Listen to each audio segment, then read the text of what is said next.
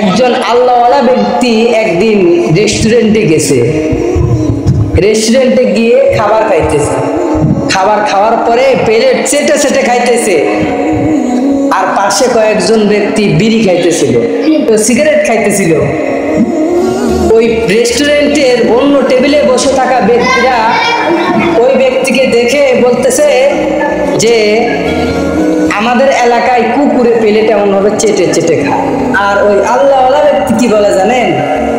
যে আমাদের এলাকায় কুকুর তো প্লেটে চেটে চেটে খায়, আপনাদের এলাকায় তো ঠিক আছে, আমাদের এলাকাও খায়, কিন্তু আমাদের এলাকার কুকুরের আরেকটা বৈশিষ্ট্য আছে। আমাদের এলাকার কুকুরগুলো কি খায়? প্লেট চেটে খেলে কি হয় জানেন?